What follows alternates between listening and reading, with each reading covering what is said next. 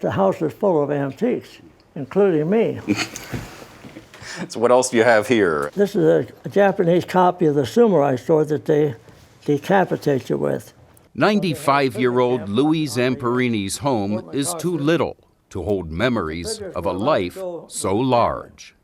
There are the trophies honoring his athletic accomplishments. Well, these are the 5 torches that I carried. So these 5 torches you carried in 5 different Olympic ceremonies. Right. And then there are the souvenirs from the prison camps where he spent 2 years of his life. This is the fork I used. It's a bamboo fork.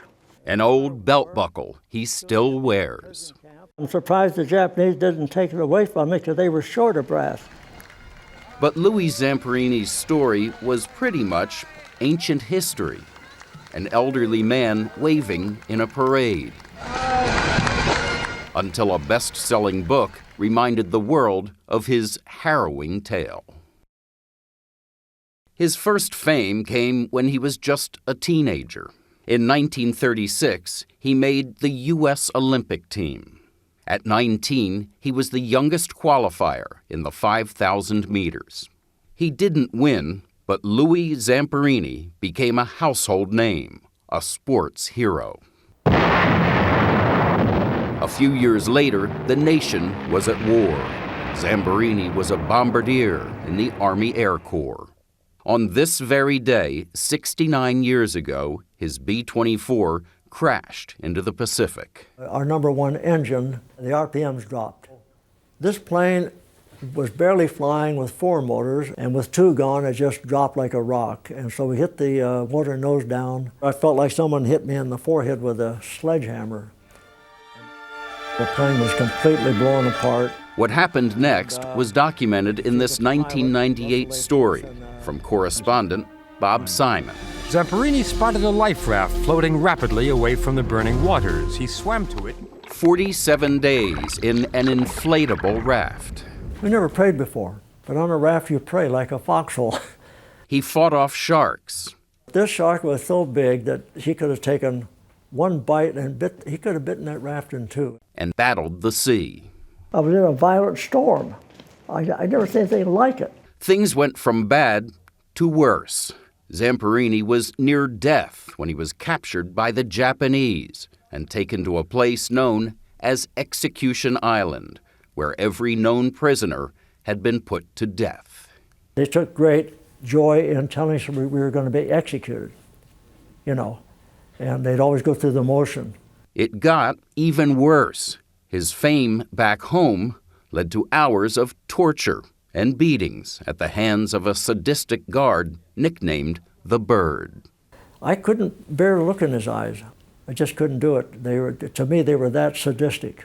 When he wasn't being beaten, he was starved, like most of the Americans held by the Japanese, but somehow he survived.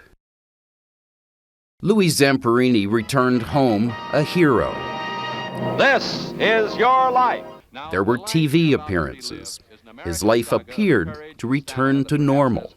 But the war years, while gone, were anything but forgotten. Haunted by nightmares, he turned to alcohol. Then, in a last-ditch effort to save his marriage and perhaps his life, Zamperini joined his wife Cynthia at a prayer service led by a young Billy Graham. Graham's sermon touched on the power of forgiveness. It was the first night in 2 years and a half that I didn't have a nightmare, and I haven't had one since. So the forgiveness, it was the complete healing factor in my life. Which is why Zamperini decided to commit himself to a lifetime of forgiveness. And that meant he had to go back to Japan to see the prison guards who'd tried so hard to destroy him. The most important thing in my Christian life was to know that I not only forgave him verbally, but to see him face to face and tell him that I forgave him. That was 61 years ago, and our story would end there, were it not for the book, Unbroken. This is the English version. Here's Louis. He's become a celebrity all over again. Readers clamor to see him, And I said, no way. to hear him, to applaud his life. When you finished reading that book, what did you think? It put me back in prison.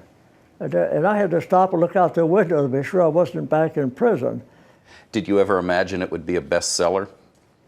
Well, she's a great writer. She is author Laura Hillenbrand. Her last book was the bestseller Seabiscuit. Unbroken took her 7 years to research and write. But in all that time, you may be surprised to learn that the author and the subject of her story never met, not even once. That's real sad. We talk back and forth every week.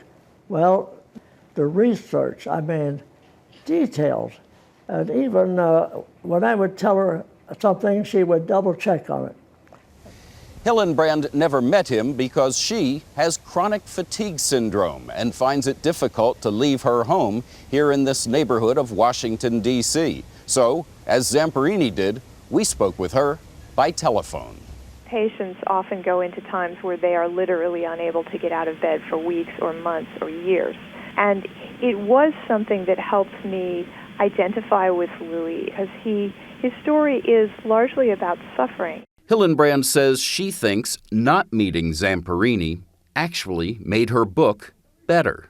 Because when he was telling me his stories, I wasn't looking at a 90-year-old man. I was thinking about a 17-year-old runner or a 26-year-old guy out on a life raft.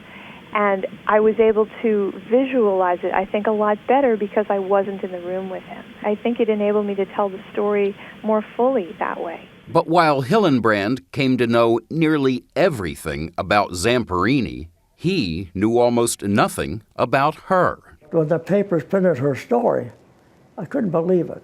The only thing I could do, and I felt was proper, I sent her one of my Purple Hearts, and I said, you deserve this more than I do.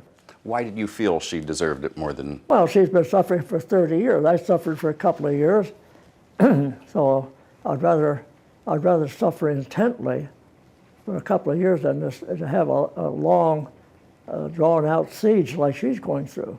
Turns out the 45-year-old infirm author and the aging but vital veteran share much more than the past. Laura has said that when times get really tough for her, she calls you. We talk to each other on the phone.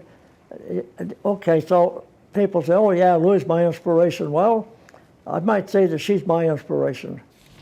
When Hillenbrand first sent Zamperini a copy of her book, she sent along this letter.